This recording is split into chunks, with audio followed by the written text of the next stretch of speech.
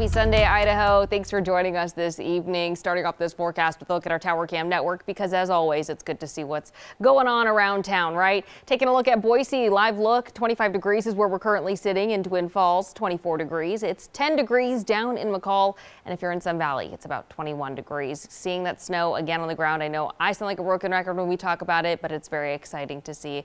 It feels like winter, but it is not yet there. Tonight, we're looking at mostly clear conditions. 23 degrees will be our low temperature, so we are just almost 10 degrees below freezing. It gets to a point where it's just cold. It doesn't feel any colder, it just feels cold.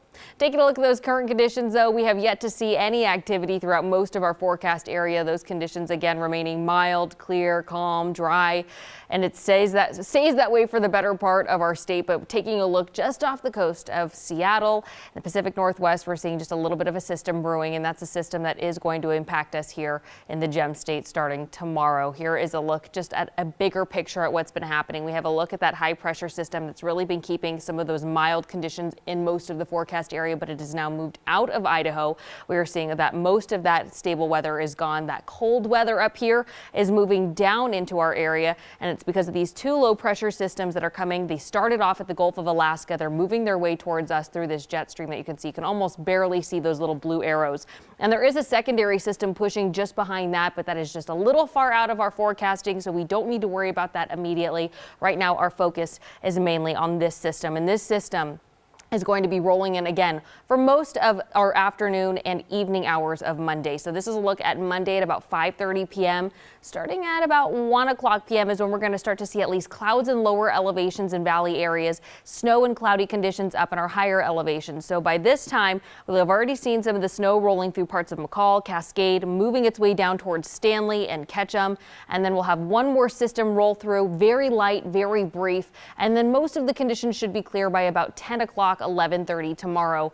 Really not even having to worry about the clouds in the sky over in the Treasure Valley and Magic Valley areas. Now, what does that mean for snow accumulation? We're only going to get about maybe an inch, if not less, in those mountain areas. Again, nothing impacting us here in the valleys. Looking at our Treasure Valley high temperatures for tomorrow, 39 degrees across the board for many parts like Ontario and Caldwell, 40 for Kuna, 41 for Boise, 44 for Mountain Home. Moving on into our west central mountains, the high temperatures for tomorrow will be 38 in Garden Valley, 39 in Idaho City. It'll be 43 in Riggins, 36 in Council, 28 in McCall, in Donley, 31 over in Cascade. In the east central mountains, our high temperatures for tomorrow will be 32 in Stanley, 35 in Fairfield, 37 over in Sun Valley. And then taking a look at the Magic Valley, high temperatures for tomorrow will be 43 in Gooding, 45 for Twin Falls, 42 for Shoshone, 47 for Burley. Day planner for tomorrow, again, those skies will be kind of cloudy, but temperatures will be relatively mild just after noon, and then we'll see those conditions start to drop just after 4 p.m. Looking at that extended forecast, again, Monday, the only day we're seeing that unsettled weather, but we see sunshine dominating our forecast Tuesday, Wednesday, Thursday, Friday, Saturday, Sunday, almost all of the days of the week at that point. Taking a look at those low temperatures, though, even though those high temperatures will be mild, those low temperatures drop so cold.